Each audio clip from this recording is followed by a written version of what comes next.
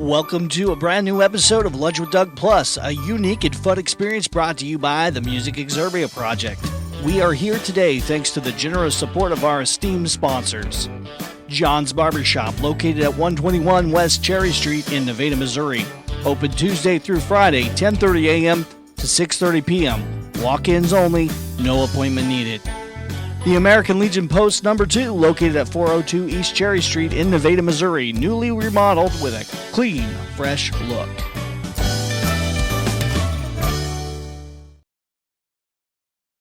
Hey everybody, welcome to the show. Today, as promised, I'm with Thad. He is here. You're awesome.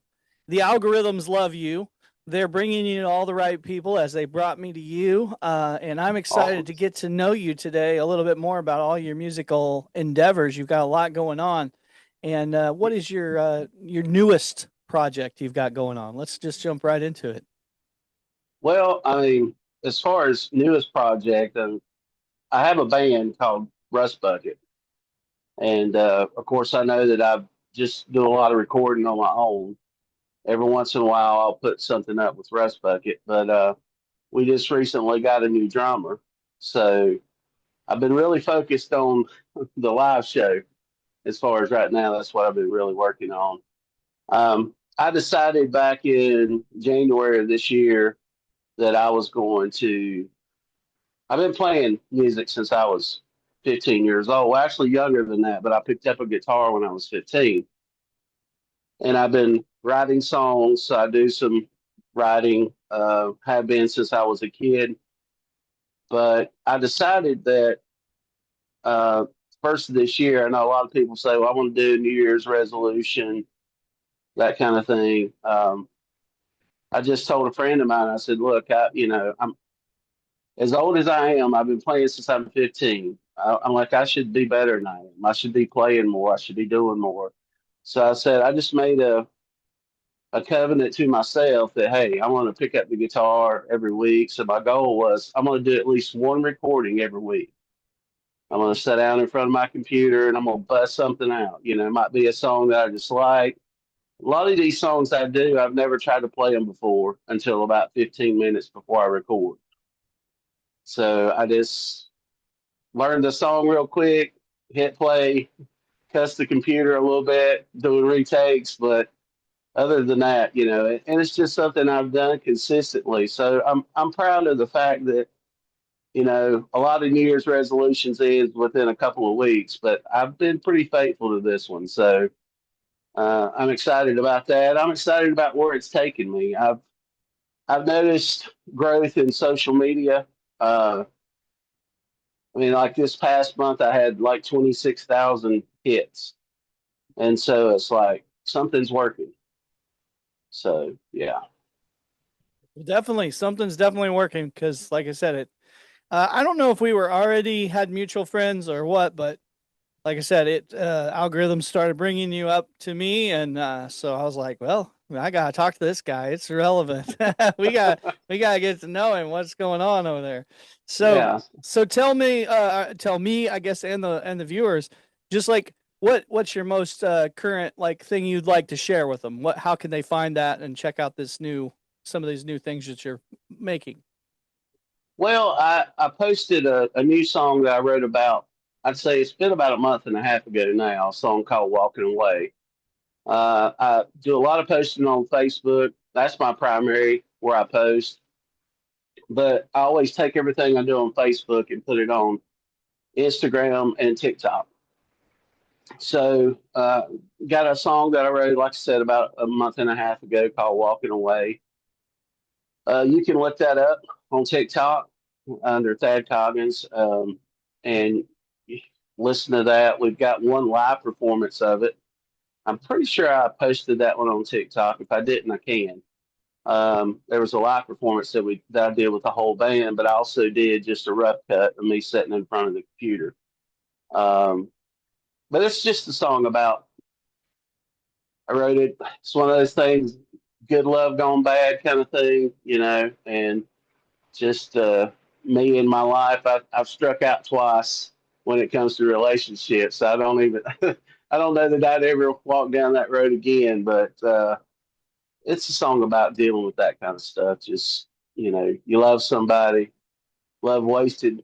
I wrote a song years ago when I was like in my 20s called Love Wasted. It's basically, when you love somebody and you don't get no return, it's just love wasted. So um, that's kind of the same gist of walking away and wishing that you could have stopped the whole event, or hey, let's back up and punt here, or can we not work this out, kind of thing. And then the answer is no, can't work it out. So that's the most recent thing I've written. So Well, that sounds fantastic. Now I'm super intrigued. I'm gonna have to get on and check that one out. I'm not sure. I saw a few things, but I'm not sure which ones I've seen. So yeah. yeah, that's cool. So give us your links to your three places that they know. You said your TikTok, and what else do you do? An Instagram and a Facebook? You said. Yeah, I do. Well, I do of course, Thad Coggins, which is under me. I'm the only Thad Coggins in the U.S. as far as I know. I don't see another one when I look for it. So I'm real easy to find on Facebook. The band moniker is Rust Bucket, and I think it's underscore 5150. That you can look up my band Rust Bucket, and then the TikTok. I'm not really sure what I'm called under TikTok. I'd have to look that up and send it to you. Maybe you could post it in your final cut, but Sure. I'm not even sure what my monikers are. Well, it happens. I'm not the most. I'm not the most. I say that I'm not the most tech savvy person, but at the same time, I get by pretty good. Yeah, well, Um, you're doing pretty good because a lot of people I talk to aren't doing TikTok yet, and I'm always like, why not? TikTok's like a great place for discovery of music. I'd say between TikTok and Spotify, those are the two best places to be right now for if you want to get right, your music out to people. So you're doing the right, right thing there for sure. yeah. And I plan on getting back into the studio. I've got a producer that I use that's not very far from me. He's a great friend of mine by the name of Ricky Rodriguez, Bomb House Records. If you haven't talked to him, you might you might want to talk to him because he works with a lot of people. Yeah, get Uh, it set up for me. I'd love to talk to him. I've actually heard his name. I think we may have some mutual friends, or heck, I might be friends with him on Facebook. I got a lot of yeah, people I'm friends with that I know are in the music business, but I don't really know them that well. I just have yeah. encountered them through mutual friends or whatever. Well, he and I recorded. Matter of fact, the very first recording that he ever did was with a band of mine when I was in my 20s. And by the way, I'm in my early 50s now. So when I was in my 20s, I was in a band called Monogamous Fish. And we toured pretty much the Southeast region. Um, but we recorded an album, and I had three songs on that album. And he was the guy who produced it. And this was on inch and a half reel to reel. And we did it in the attic of a basement, or the second story of a not excuse me attic of a basement. That's silly. We did it. We did it in the on the second story of a pawn shop in Statesville, North Carolina. That's where we recorded at. And like I said, it was the old inch and a half reel to reel. And Pro Tools is great. All this other stuff is great. But when you go back to that old inch and a half, you just get this magic Yeah, that warm sounding, I bet, wasn't it? yeah, it was a great, I still can listen to that album and be very happy that my name's on it. So yeah, but Nice. yeah, Now is that one out there digitally? Have you guys did that digitally now? um, it's definitely out there. I've seen it on sale. I've seen it on eBay. The CD Nice. where people selling it. I've seen $35 price tags on that record because there's not Nice. very many of them out there.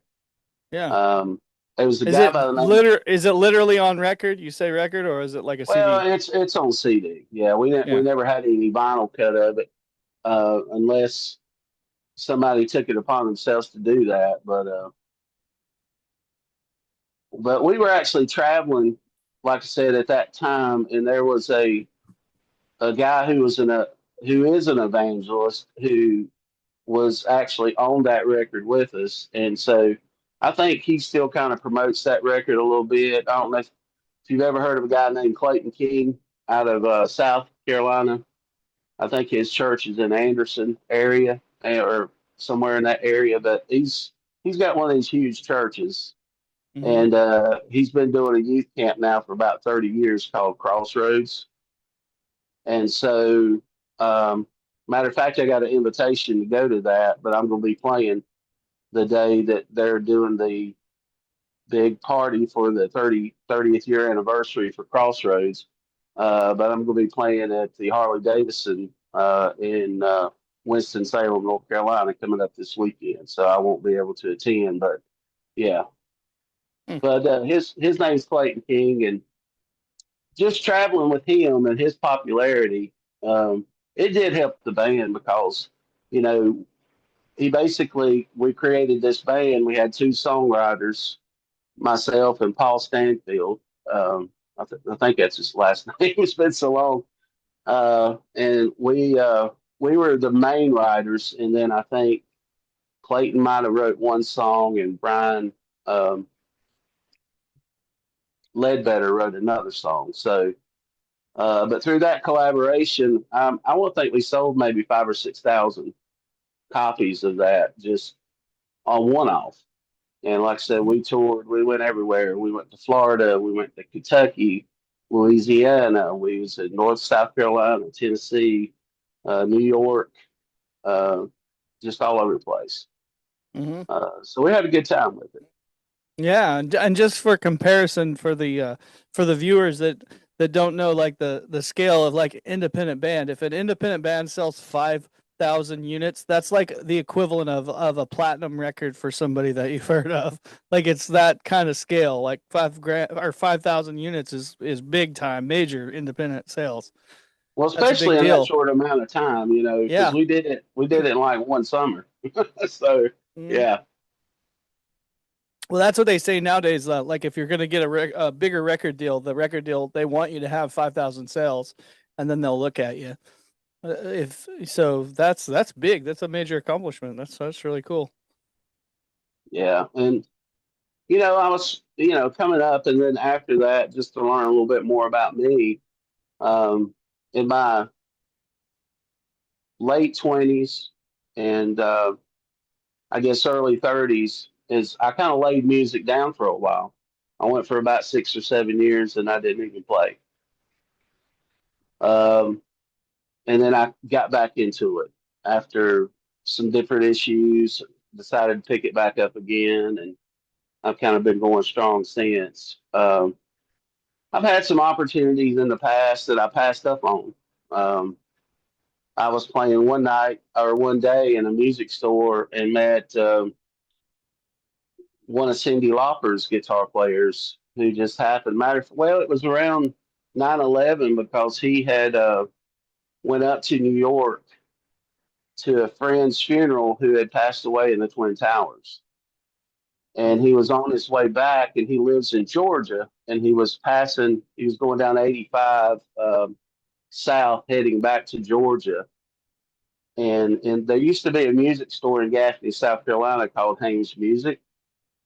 It was a very popular music store. This was back before your Sweetwaters and your Zounds and your um, musicians friends and all these other big online sellers. This was back when mom and pops had music stores. That was where you found instruments when we were growing up, and this happened to be a pretty successful one. Music store called Haynes Music. It was probably one of the biggest in the southeast at that time, even bigger than the one that they had in Atlanta. I can't remember the name of the one in Atlanta, but I've been to that one, and it wasn't as big as Haynes. They had all your major Fenders, your Gibsons, anything that was popular, they had it.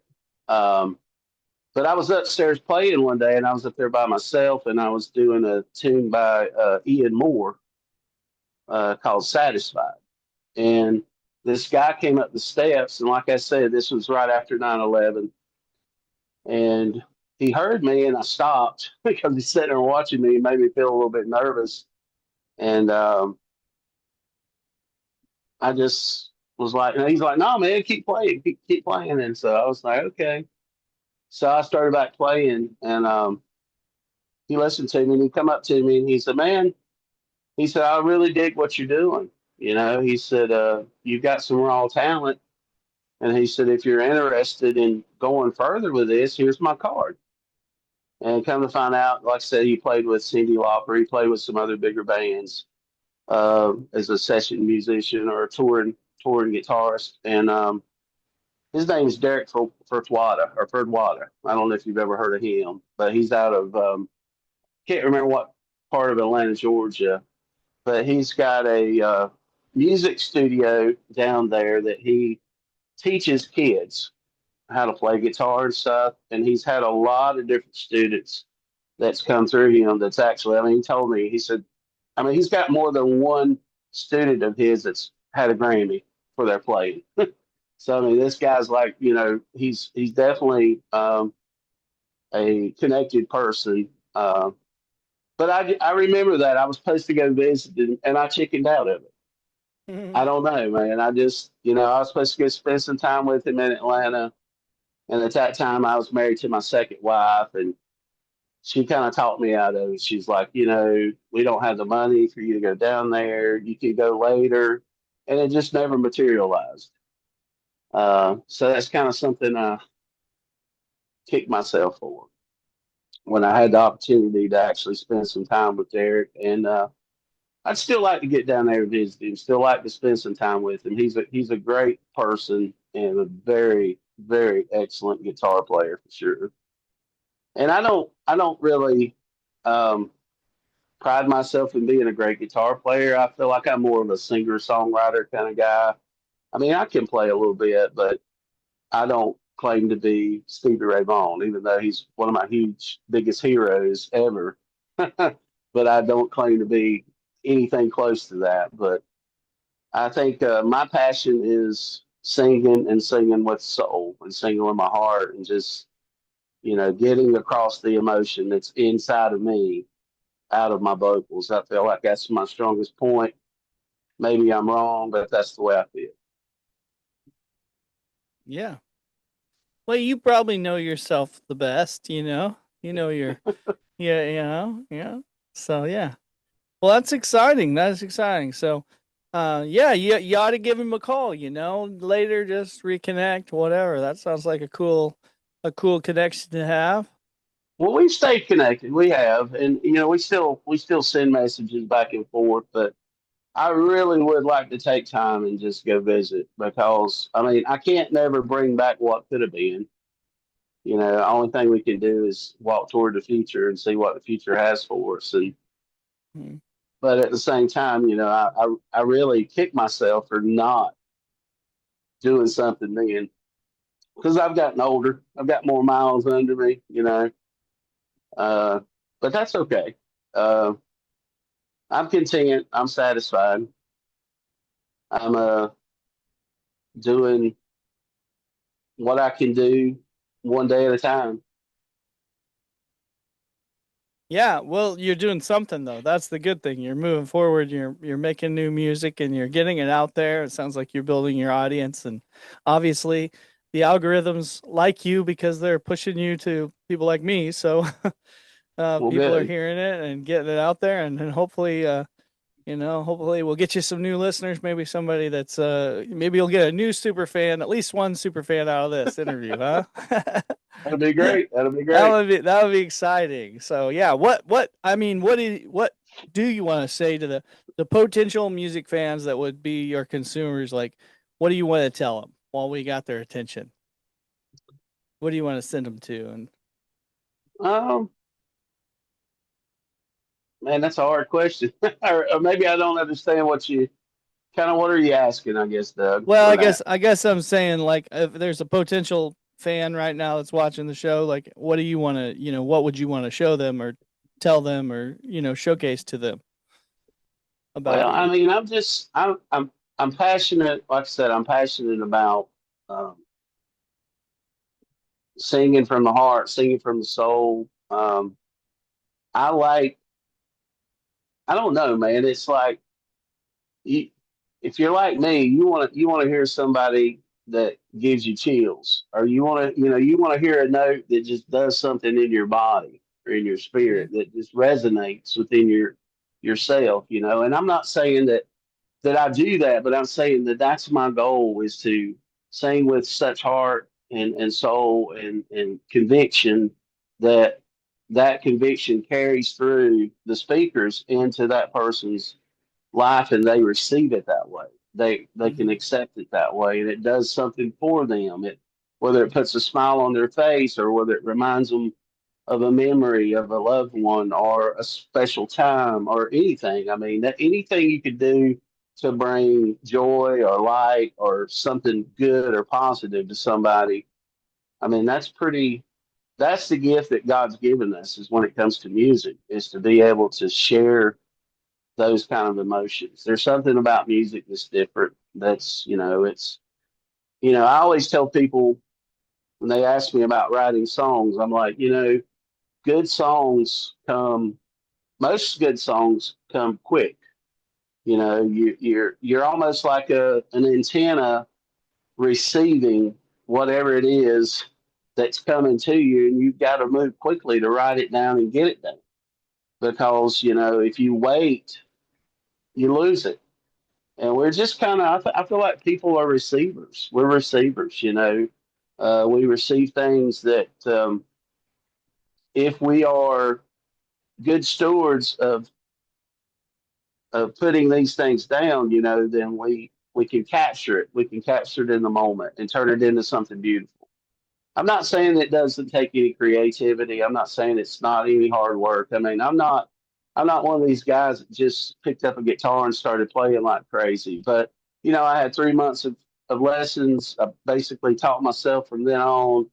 I used my ear, the talents, to listen, and I've been trying to sing, since I was knee high to a grasshopper. I've been working on that. So I just never give up, and and I tell people, other performers, let's say if you're a performer out there, and let's say maybe you're a bedroom guitar player, or you're a shower singer, or you're whatever, and you've never been in front of anybody and performed, I would encourage you to get in front of people, play, even if it's just for a few people. The roughest crowds I've ever played in front of is the people that I love and care about. I could step in front of 5,000 people, and it's not nearly as stressful as if I play for three people that I know. Mhm. Mhm. I can play in front of 5,000 strangers, and I could care less, Yeah. because I'm like, they don't know me. Yeah. But if I've got three people that I know really well and they're watching me, I'm like, oh God, I'm nervous. So that's kind of the way it works. But I realize this, and I've told younger musicians this, is that, hey, anytime you can get in front of somebody and play, even if you totally flop, and I've done that. I mean, I've stood in front of people and forgot words, forgot how a song went. Uh, but every time I've ever played live in front of anybody, it's always made me a better musician or performer. I've always grown from it. It's always been a growing experience, even if it was a bad experience. We learn and grow from good and bad experiences. But if you never have those experiences, then guess what? You don't grow. Mm-mm. So it's really good to take on those experiences, even if you got to do it in fear. Do it in fear, because either way, you're going to grow from it. You're going to become a better player, a better performer, a better singer. Just do it. Just get out there and do Good advice. Sound advice for sure. it. Yeah. For sure. That's great. Yeah. So now is some of your new music, is it of Christian nature, or what is your kind of your content? Some of the new stuff. Well, I mean, I am a Christian. I'm not a Christian performer, um, but I'm a Christian by faith. But I'll tell you, I mean, I screw up. I could probably cuss with the best of you. Mhm. So I don't claim to be, anybody that I'm not, because I'm not trying to do that. But a lot of lyrics that I will sing, it does come from a heart that knows who Jesus is and believes in that. So, but no, I'm not. It's not preachy, and I've got songs about love. I've got songs about heartache. I've got songs about life. Every song is, it's not a praise and worship kind of thing. And it's not that I have a problem doing praise and worship. It's just that's not what I do, and I'm okay with that. And I'm not saying I could never do that, but when I go to church, I like to just listen and receive and absorb. I'm like, yeah, I don't. I'll do my playing out here somewhere. I'll play and then I'll come here but but no, it's and I've been thinking about doing some writing coming up, and one of the best ways for me to create is for one, set my mind to it, and then thank God for um, these formats now that we have on computers, like Apple computers, where you got GarageBand or Audible or Pro Tools or whatever it is, whatever kind of is it called a DAW? Is that right? Am I saying that right? Hmm. Uh, Digital audio workstation, I think is what that yeah, stands for. yeah. Whatever DAW you choose to use is great, but like I use because I have an Apple, I use the GarageBand a good bit just because it's pretty simple, intuitive. Uh, I'll just map out. Okay, I want to do four measures of a verse. I want to do a chorus. I want it to be this many measures, and just map out a song, come up with a beat, and then whether I grab a bass guitar and I start laying down a bass line or a chord structure or something like that. And when I get into the writing mode, that's the best way I feel like to do it.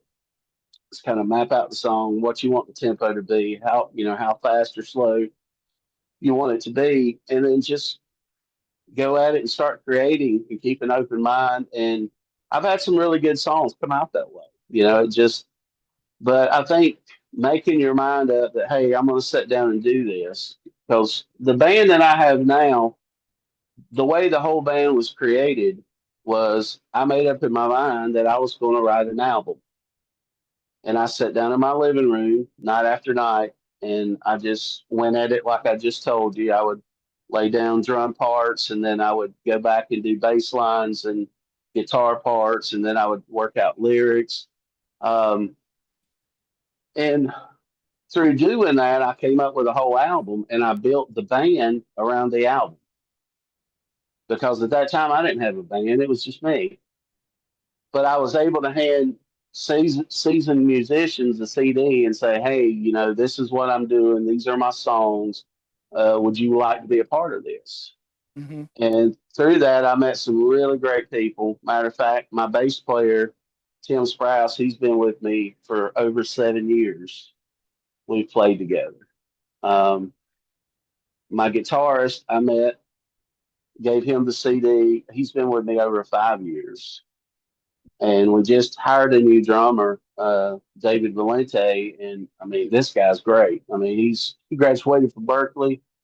Hmm. Uh, he's a seasoned musician. He's played on albums. He's opened up for bands you wouldn't believe in other bands, and so um, he's been on film. He has a drum endorsement by Mapex. I mean this guy is an incredible guy, and we're just fortunate that he wants to play with us. Hmm. We've got some good things going on. But that's kind of how the band was created. Was just me deciding that hey, I'm going to put an album together, and I did that, and I was able to meet some good musicians. And like I said, we've been together a long time, so we've stuck it out. Now we do a lot of covers. We go to places we play. We they want to hear some covers, but we always throw the originals in. Um, and I guess if I had to ask myself, hey Thad, what if you had an opportunity to do your thing and you were just going to go at this and pursue a real career, not a cover band, but as being you, as being myself, getting out there and playing. I think the genre that most suits me would probably be kind of country, maybe outlaw country kind of stuff, a little bit on the southern rock side.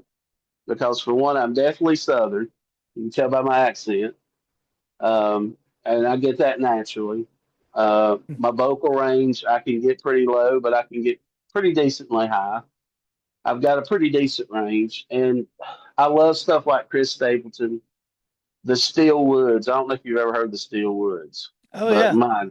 my God, I mean, and the bad thing is those guys just kind of retired, and I'm just getting into them, and they decided they're going to like set it down for a little while. I'm like, hey, I'm a new fan. Where are you going? Yeah. uh, but stuff like that, like Cody Jinks and some of these newer guys, Sturgill Simpson. I love that genre because a lot of the country that's coming out now is not country.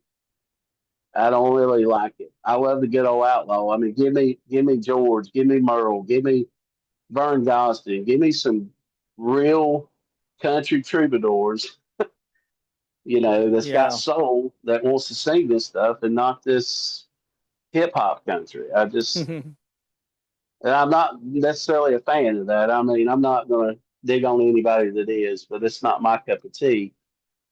But if I could do me, I would go in that realm of kind of what Chris Stapleton's doing because he's soulful, he's bluesy, but he's raw, he's real. So I would want to remain raw and real and true. I'm not much on electronic music. So I get it, man. I get that for real. Yeah, that sounds like right. You're right down the right path, you know? Yeah, I for love Aaron sure. Lewis too. You know Aaron Uh, Lewis? You oh, listen to any of well, his stuff from I Stain? listen.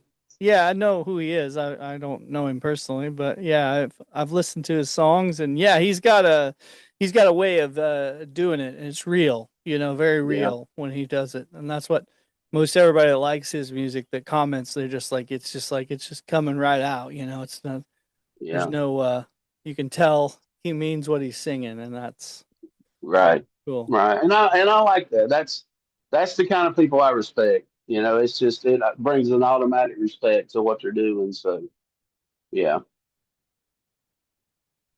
For absolutely, yeah. Well, that's exciting, man. I love it. I love getting to have these conversations because you really take people like from a oh, I guess what I'm hoping to accomplish maybe with this interview today and with some of the other ones that I talk to people.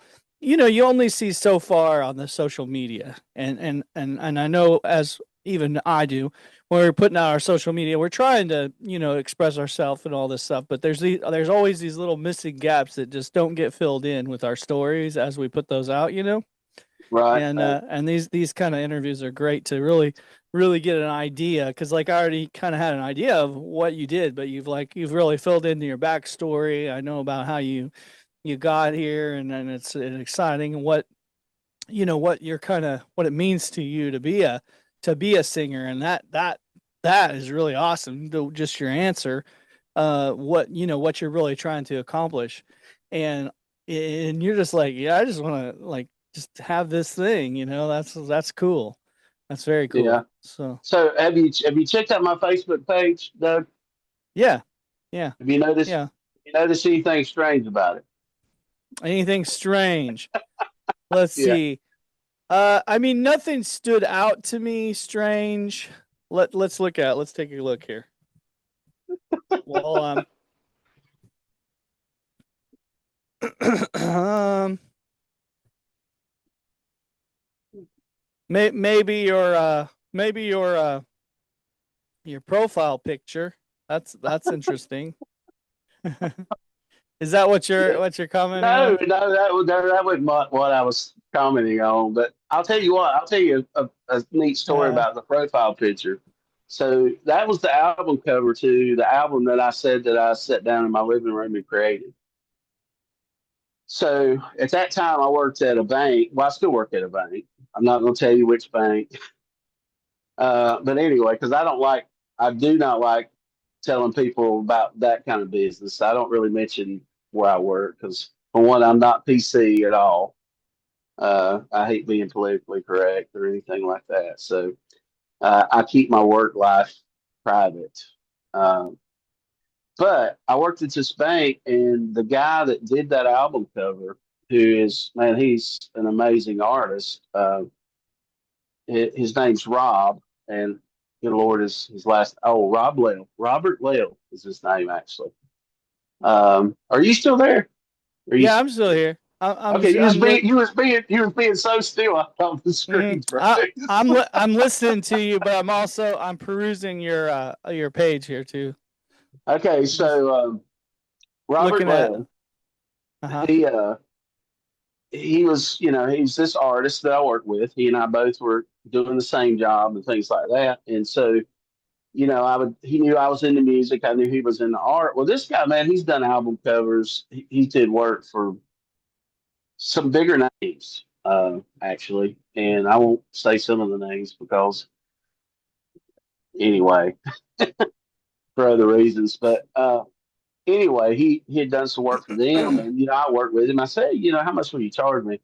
God, he gave me a sweet deal. I mean, because that album covers, it's pretty rocking, man. Because I mean, he took, we went out and took some photos. I climbed up on this rock, and he took the picture. But man, he turned it into what you see, and it's freaking amazing. And the guy is an excellent artist, and he got into doing these characters, these digital characters, and man, he wound up. I forget, like in like 24 hours, the dude made like $2 million. It was crazy. He sold all of them, and he made about $2 million. And he walked into work one day and handed the boss a gallon of tea and said, because she told him, if you ever make it big, just bring me a gallon of McDonald's tea before you leave. And so he went and bought a gallon of McDonald's tea and brought it to her one day and said, I'm out. He sold like $2 million worth of digital characters online. Wow, man, So very talented guy, but he's the one that made that album cover. No, I was actually talking about my deal with sharks. I don't know if you Yeah, noticed. I saw that. That was gonna be my next one. Was it that you were talking about? With Yeah, it some has people. the Mount Rushmore with the shark. Yeah, that's pretty cool. My it's so funny, man, because when I saw Jaws, man, when I was a kid, it scarred me for life, dude. It scared the crap out of me. This is, I'm a '72 model, so man, well, Jaws what come out in 1975, I think, or something like that. So I saw it when I was a kid. Dude, I was afraid to sit on a toilet after that because I had water in it. I was like, heck no, man. I was Huh. in my bed at night, man, visioning shark fins swimming around my bed. When you're a kid, man, your imagination is just all over the place. Right. So I just and then plus my cousin Todd, he chased me around with sharks, little rubber sharks. So I had PTSD before that was even thought of. But I just took that fear, and I just turned it around and said, you know what? I like sharks. So now I got like shark tattoos and all kinds of stuff. So yeah. But I don't Yeah, know. Yeah. they say if it scares you, run towards it. So Well, I honestly think I would. Now, I wouldn't swim with a shark open, but I would definitely get in a cage with a great white. As far as if he was on the outside, as long as I was in the cage, I'd do it.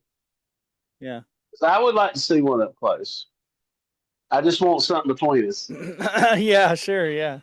Just a little insurance, right? Yeah. Yeah, yeah, just a little insurance. Yeah.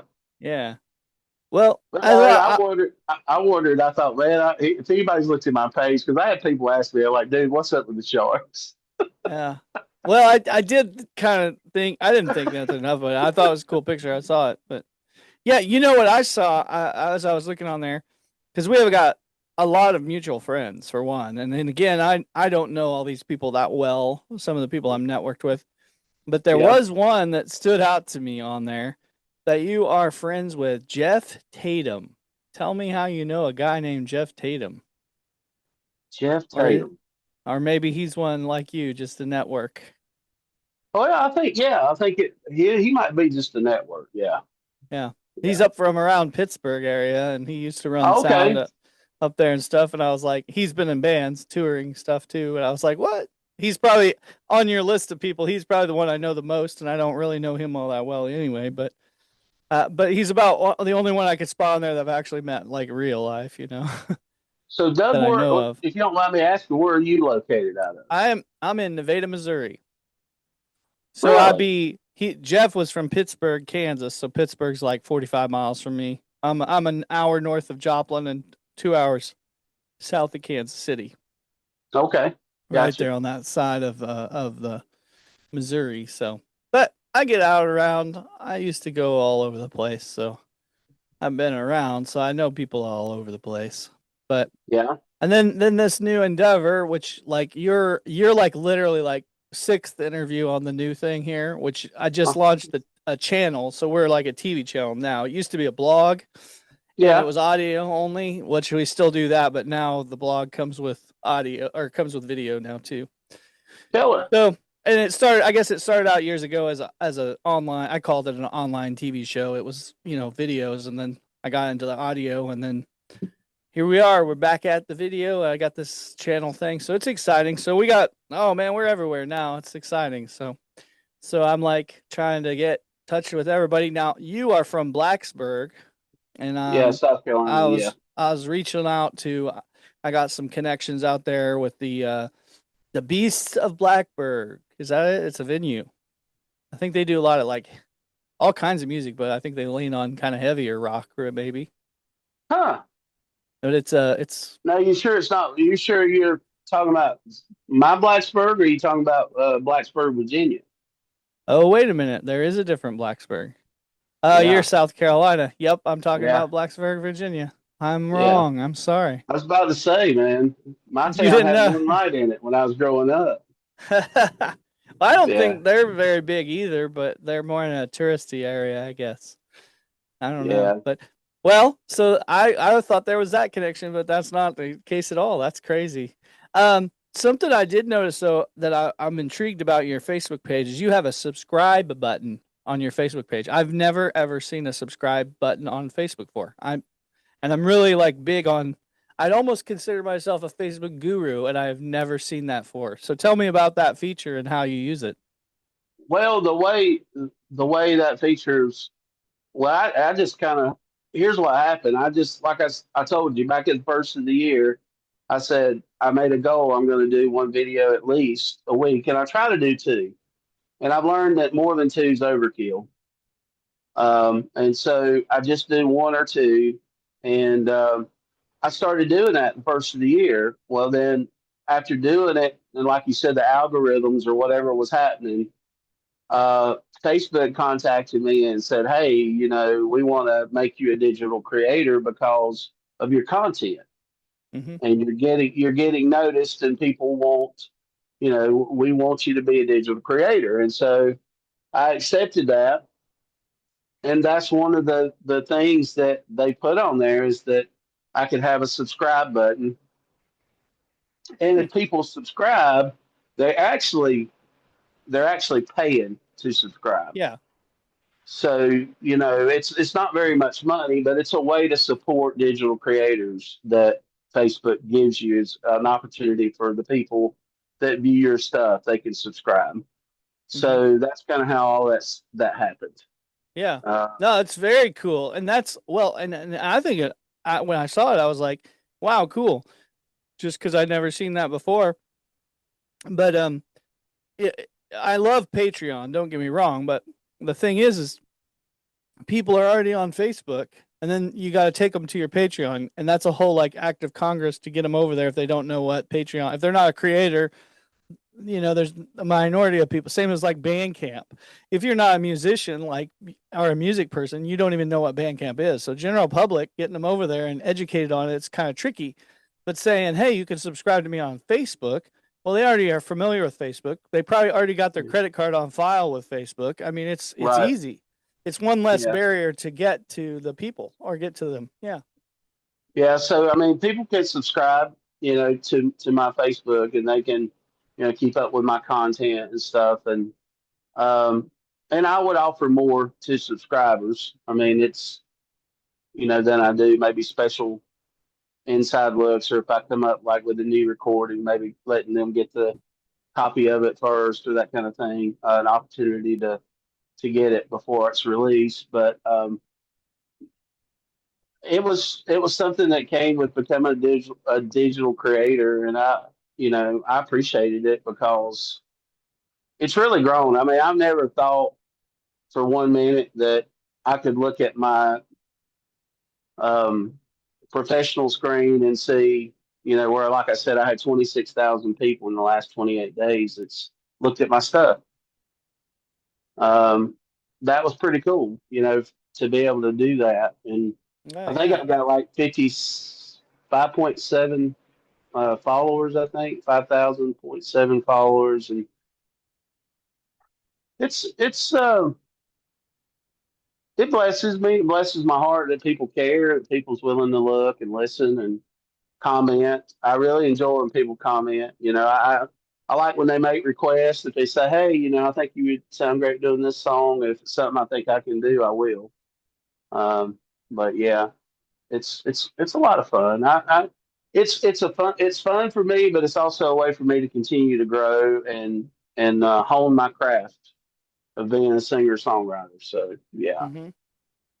Now, how far do you are you willing to travel? Like, how are you into traveling at all Yeah, currently? I mean, I'm willing to travel. Yeah, I mean, if the way can be made, I will go.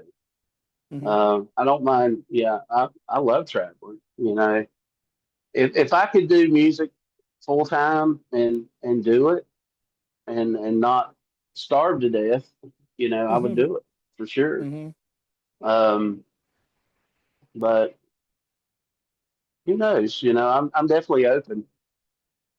Um, it's funny. Me and my boss was talking about retirement, one day way in the future. And he was like, "You know what, Thad?" He said, "You could." He said, "You could be one of these cruise ship guys." He said, He said, "You could spend retirement on a cruise ship Hmm. if you wanted to."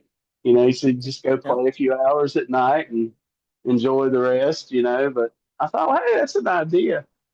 So I'm like, well, I better stay single. I don't see me being able to drag a woman on a cruise ship very long It's anyway. cruise ships are really awesome. I've never played one. We did Yeah. have the opportunity one time to do it, but we opted out because we had some other opportunities we wanted to take advantage of. And the thing was, is they would have locked us in for 3 months. So we would have been on that ship for 3 months. I Short of wondered. Yeah. you get off for like a second. It'll port every once in a while, but you don't get no time off. You go off for a second and then you're back on the ship. And because you're the entertainer, you're working there every night and it's your life. So we took a different opportunity, but I've heard it does pay well and it feeds you well and all that stuff that comes with it. So and just bragging rights, like if you worked for Carnival or something like that. I mean, it's a good resume for sure. They don't just Well, hire anybody. if I start getting old and salty, in my life, Mhm. and I don't have a significant other, it might be a good alternative for me Yeah. to Well, spend hell, my golden years. sometimes I mean that's where the people do their retirements anyway. They retire on cruise ships anyway. So your significant other might really like it. There's Hey, probably some casino games. and I get to be around some sharks, right? Hmm. You can look over the side, see the sharks, and you can eat all you can eat, like crab buffet every third Tuesday or whatever. I mean, the eating is definitely good. Right, right. You'll get south of the border night. You'll get your whatever your Asian cuisine night. You'll I have just wonder Memphis what it's. Day. I wonder what it's like getting off a ship after being on one for 3 months. So imagine the sea legs that would give you. Oh yeah, Holy cow! I'm sure it's an experience. Um, I like I said, I didn't get we got offered the opportunity, but we didn't take it because we had some other higher profile gigs we thought were more important to our career. So I don't know Okay. which one was better, but it was what it is. All right, all right. But our guitar player at the time, he had been on a ship before, and he was would have done it if they just decided to, but he was like, I don't know. 3 months on a ship, that's a long time. And his thing was he was away from his wife. The rest of us weren't married at the time, so Yeah. but he had a wife, so he was going to be 3 months away from his wife. So Right. there was Right. that. Yeah. So I'd see that could be a problem. Yeah. she was very supportive, but that because we were out sometimes we were out 3 months at a time, Yeah. but it's a little different sometimes when you're out 3 months. They'll still, if she gets lonely or whatever, she'll just drive up to see him, and she'd pop in here and there, or if we were kind of close to home or something, it wasn't too far, 4 hours or something. So it's a little different when you can pop in, or if something goes wrong, you jump, you can get back home pretty quick. But if you're on a ship, if something goes wrong back home, you ain't Yeah. getting in. You ain't coming Right. back Right. till they come back. Right. So Unless you can so afford a chopper flight or something. Yeah. yeah. Short of a $500,000 to get home. So I don't know, but yeah, that's exciting, man. Maybe you could do a residency gig like somewhere at a casino or something nearby. That might be something really cool for you. Right. Well, Like a I've got some casinos in the area, and the drummer we're working with actually, he's connected with a booking agent out of Tennessee, and he told me when he joined up, he said I could get us casino gigs. If that's what y'all want to do. So, uh, I think we've got a leg in. So hmm who knows? We might see what happens with that. But yeah, I think casinos would be pretty cool. I know they're building a new one, probably less than 30 minutes away from me. I think it's called the Two Kings Casino. It's the Catawba Indians. That were an Indian group in this area. They're building a pretty nice casino off I-85, kind of near Charlotte, North Carolina, not far from there. So that one's going up as we're talking. It's yeah, they're working on it pretty hard. They had all the machines in these portable trailers for so long, and now they've actually went in and broke ground, and they're coming up with some little skyscraper type buildings and parking decks and all kinds of stuff. So it's probably going to be pretty nice. I think it's called Two Kings is the name Hmm, of it. Yeah, that and sounds then cool. we've got Harris Casino up in Cherokee in North Carolina with the Cherokee Indians. That's a big one. I see a lot of groups come through there, even a lot of bigger names. I think Wolfgang Van Halen was there this past year. So, man, I'd really like to see him live. I haven't went yet, but I plan on it for sure. Mhm. He's Yeah, a I noticed that talented when you young man. when you said your band was 51, at the end it was 5150. I knew immediately you were a Van Halen fan. I was like, oh, we got a Van Halen fan here. Oh yeah, yeah, yeah. I mean, I'll tell you what. So let me give you this rundown. I don't know how much time we got left, but I'll just tell you. Um, when I was a kid, it was in the '70s, and so when I ran across Kiss, holy cow! I mean, my mom would every day after kindergarten class, she would take me to a little convenience store, and I'd buy these Kiss baseball cards that had a little stick of gum in it, and I'd buy a pack. Man, I had a huge collection of those, and I can't believe I don't have them anymore. I don't know what happened to them. They probably got thrown away when I was a kid, but I wish I still had those. But I was a huge Kiss fan. Uh, we'd throw the 8-track Kiss Alive album into my mom's car, and I would listen to that. And then as I got older, uh, I had another band that made a huge impression on me was a band by the name of King's X. Oh yeah, I know Uh, who King's X is. Holy cow, man! Those guys. I've probably seen that band the most. As far as any band that I went and saw live, King's X is it. But man, those for a 3-piece, it's amazing. The harmonies, the songs. I mean, I feel like they were way before their time when they come out in the '80s. Well, and they're still doing it. They're still performing. They're still There's a show out there right now. You can go see. You can find the show and go see them because man, these guys, they got. I mean, I know they're pushing. There, some of them are in their 70s, and you can't tell it. Doug Yeah. Pennick is still a beast. I mean, he's got arms like what's that guy that back in the day was on them Bruce Lee movies? Can't remember.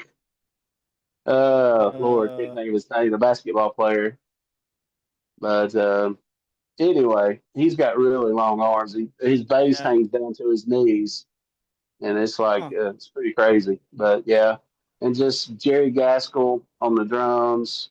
And then I got into Stevie Ray Vaughan, and holy cow, saw live at Macombo, and I'm like, man, this guy's incredible. And then not long after I discovered him, he dies in a helicopter crash, and I'm like, dang. So that's kind of been the way I've maneuvered. That's kind of my musical history. But also when I was younger, I was of course from the South, and a lot of churches had quartets and stuff like that. And I learned to sing harmony by singing quartet music because you learn all the different parts. And you know, you got some people that can sing, but they can't harmonize. And it's good, man, when you teach people how to harmonize. And I just tell people, I'm like, look, if I don't care if you play rock or whatever you want to play, but if you want to learn how to really sing harmony, go listen to some old quartet music and pick out the parts. And before long, you'll start hearing it. Somebody starts singing, you'll start hearing the harmony. And then Hmm. you can jump in and sing harmony with them. But that's kind of how I learned how to sing harmony, was just listening to old quartet music. But dude, I've been singing, man, since I was probably fourth grade. Been singing in church since then. I started playing the drums in the fifth grade. So I played drums for my home church from the time I was in the fifth grade to the 12th grade. So that's where my musical journey began, was on the drum set. But I had all these song ideas, and I knew I couldn't write melodies on a drum. So I Hmm. was like, man, I need to learn how to play something else. So I, begged my dad for a guitar, and one Christmas he got me one. The rest is history. So, not to Yeah. mention, I did inherit a 1966 Epiphone Texan that I still have Oh, from when I wow. was a kid. So, yeah, that's the guitar that McCartney used. Lennon had that one Epiphone that had the pickup and the knobs on it, but Uh-huh. McCartney had a Texan, Really? and so Huh. yeah, so I still own that guitar. That's and it's man, it sounds amazing. It smells amazing. The wood, because it's so old, man, you just pick it up and you just want to smell it. You're smelling history. Yeah, it's pretty Yeah. awesome. That sounds cool, man. That thing's probably worth some bucks, really. That's It nice. is. Last time I checked, I think it was around 4,000 maybe. Yeah. But that's been a long time ago. And I had some guy, he kind of got mad at me because I put a pickup in it. He goes, dude, you messed this guitar up. You put a pick. I'm like, well, look, this guitar's not worth nothing to me if I can't play it. I Hmm. want to play it live. I don't want to have to stick a mic in front of it. Yeah. So yeah, I probably devalued it some by doing that, but that's the price you pay if you want to play something live like that. So Yeah. Yeah. Well, yeah, you devalued it maybe in that respect, but maybe you added to it in another respect. If there's a player that wants to play it, it could be worth more because of the what you've done. You know what I mean? So it's all perspective, I think. right, right, You know. most So definitely. and every guitar is different. So like it's that particular guitar might have is just something about it. That's great. That if you ever were to sell it, sounds to me like you're not going to sell it, but but No, no, I'm not going to sell it. yeah, No, that's yeah. that's one So thing that I've kept. That I mean, I've gotten rid of a lot of stuff, and I've walked away from stuff that was very sentimental. uh But there's no way I could. No, there's no way I yeah, could walk away from that. So yeah. There's some not times willingly, not willingly anyway. yeah. You just get a guitar. I kind of get attached to guitars, like certain guitars, and it's just what I like, and it's what I want, and sometimes they're expensive, sometimes they're cheap. There's no real rhyme or reason. It's just that one particularly works. Sometimes I've modified them, sometimes not. Well, it's like one time I was in a music store in a guitar center, and the guy was showing me guitars, and I saw this really cool looking Fender Telecaster, and I love Telecasters. And this one was a Jason Isbell. Isbell, I don't know how to say his last name, but it was a Jason Isbell model. And the guy was like looking at it. It looked really cool because it had it was a little bit relic out. It looked really neat. And I was like, man, this is cool. And I picked it up and played it. But then he showed me this Japanese model Telecaster. And dude, when I picked that thing up, it just felt right. Mm-hmm. I mean, and I played them back and forth, and I'm like, I'm sorry, I'm going with this Japanese model. Mm-hmm. And I walked out of the store with that one. That's one of my favorite guitars that I've got now. Is my Japanese Telecaster.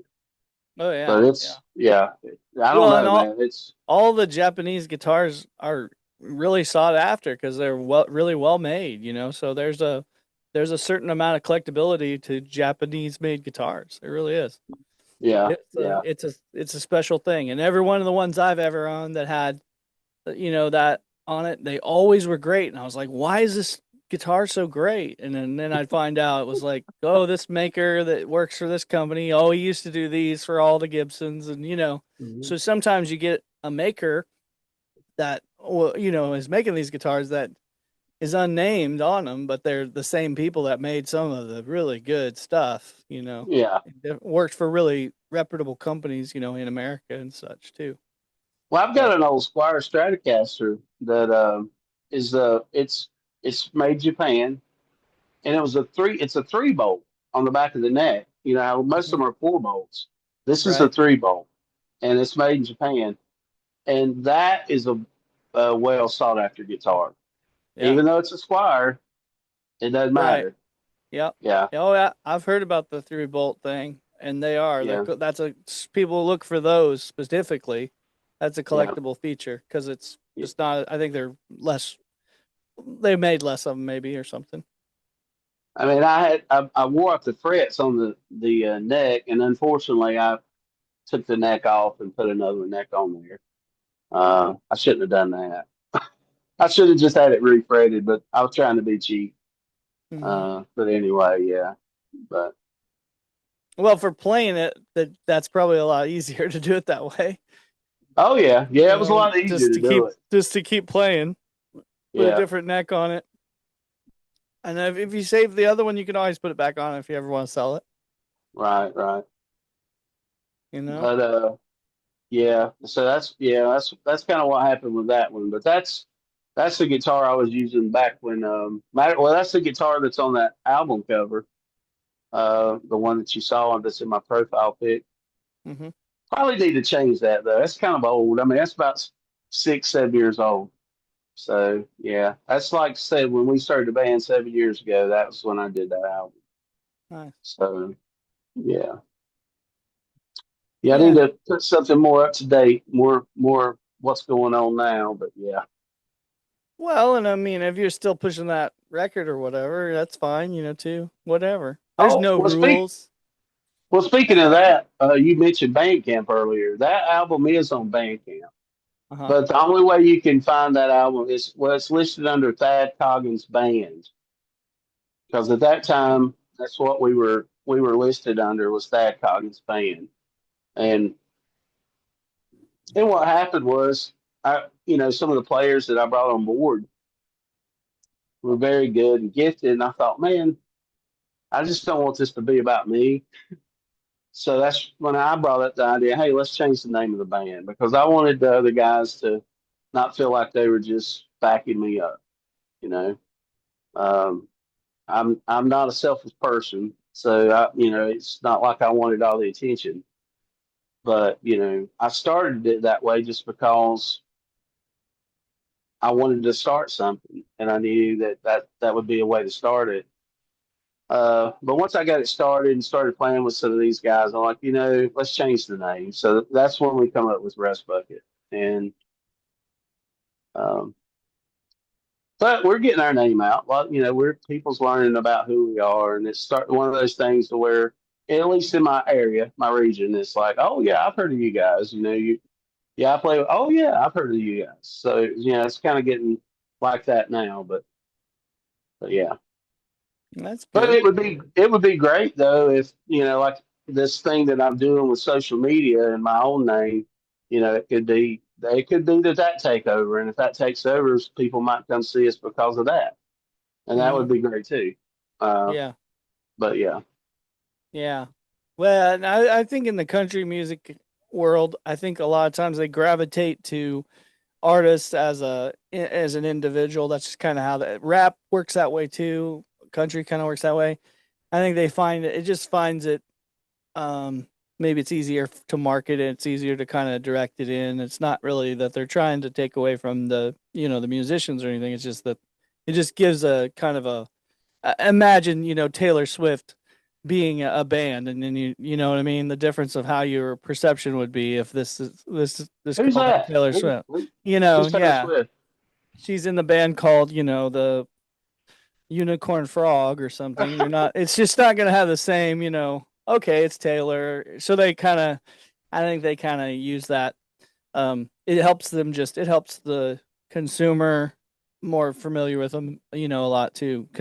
And you've noticed that like in rock music, like bands are in rock, but rock doesn't sell as much, like as far as commercial, because Hmm. it's like there's few people like that have made but even those people that are in bands, they've made their own brand. Like, let's go with like Slash, for instance. Well, he's his own brand, Yeah.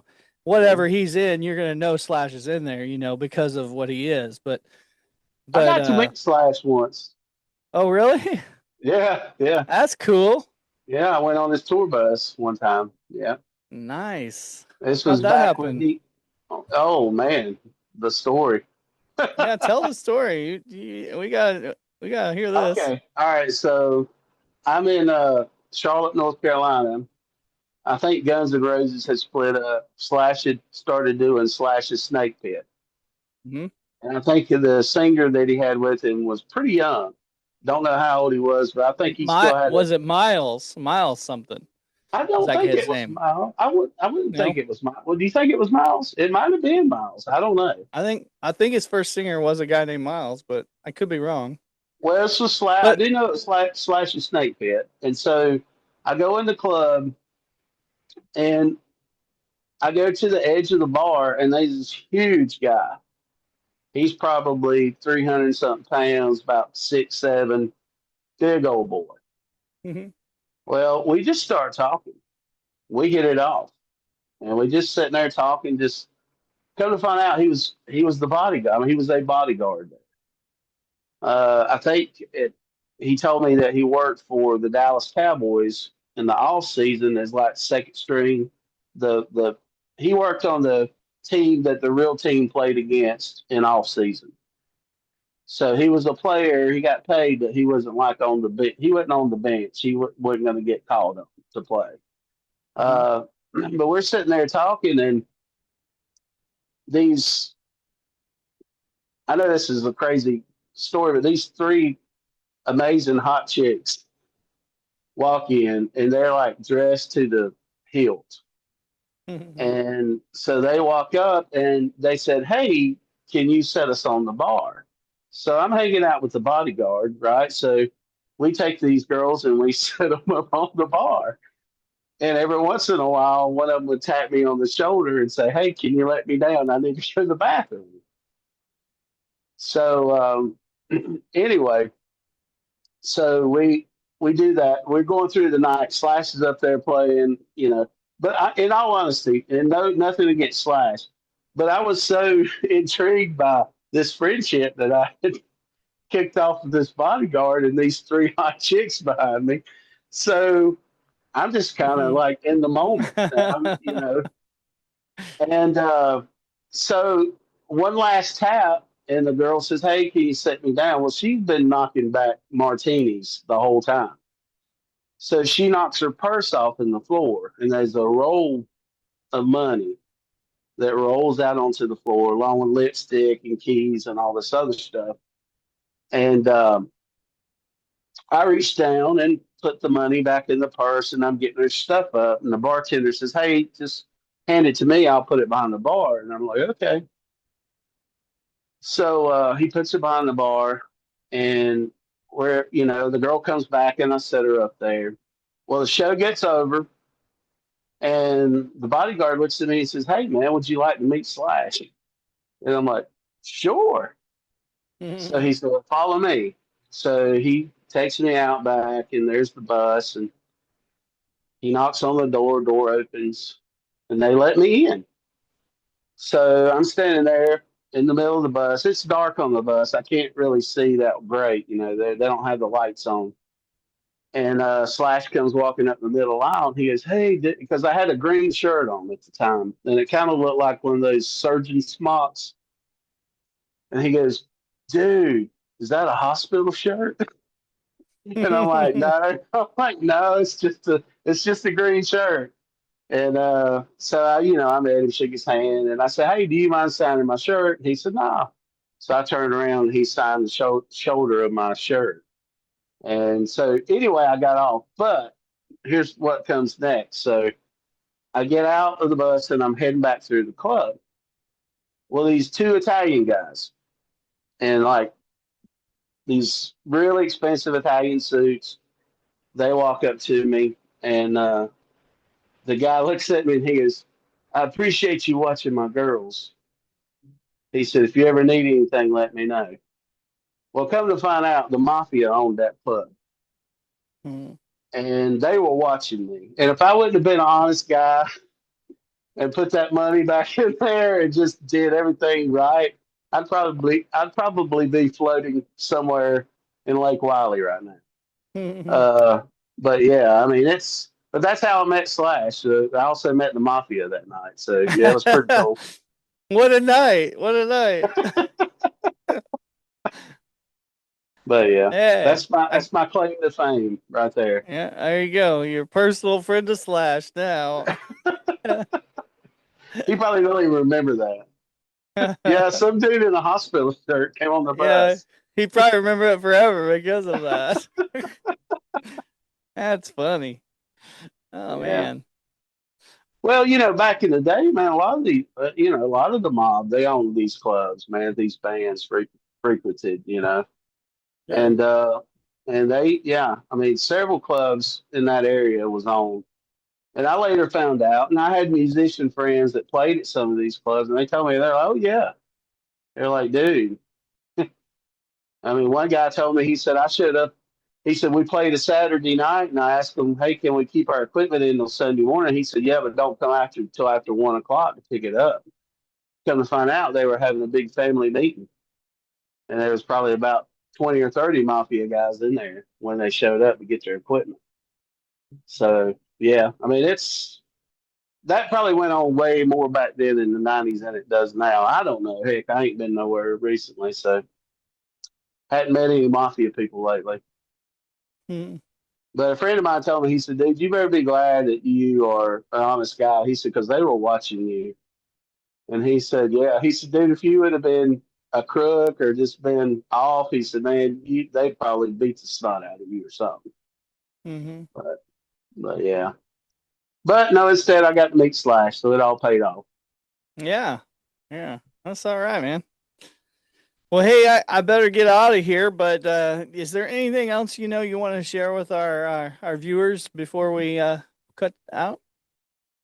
Well, I just want to say I appreciate the opportunity, Doug, for letting me come on and talk to you. It's been fun. I've watched a lot of podcasts in my life. I like them. I love watching certain people, and I love conversations, and you know, and I'm kind of like you, I guess. I like peeling the onion. I like getting to know Yeah. people and what makes them tick and that sort of thing. But I just appreciate you for inviting me, and I want to say to the crowd, please check out my Facebook page, Thad Coggins. Like I said, I'm the only one that I know of. If you put in Thad Coggins in Facebook, you're going to find me. And I'm a singer songwriter, and I put songs on my page every week. And if you request a song, I just might do it for you. So check me out, send me a message. follow my page, subscribe. Please subscribe. That would definitely help me out for sure. But you can find me on Facebook. You can find me on Instagram. And you can find me on TikTok. Fantastic, man. I'm excited about your I think it's so cool because you're the first person I've seen with a subscribe button on Facebook. I mean, like I'm sure there's other people out there, but yeah, that's like a cool thing you're doing. That's great. I would think so. I mean, I would think that, Yeah. yeah, I would, yeah. But I mean, I was kind of, surprised that, they gave me the opportunity. I mean, I see other digital creators on there. So I know that, and it's not just music people. I guess it's anybody that creates content of any type that people follow. But yeah, I mean, but music is my thing. So that's what I'm going to do. But yeah, check me out. And like I said, thanks for the time and the conversation, Doug. Yeah. Yeah, I appreciate you, man. It's been exciting, and we'll be in touch. And if you have any music videos you'd like to play, we do some music videos on the channel. So let me know or send them up to me, and we'll spin them for you. Sounds great. Even if you have one that's just you playing your guitar and you'd like to have one of those showcased, we'd play that too. Whatever. Okay. Cool, man. All right. Sounds good. Right on, buddy. Thanks. Thanks.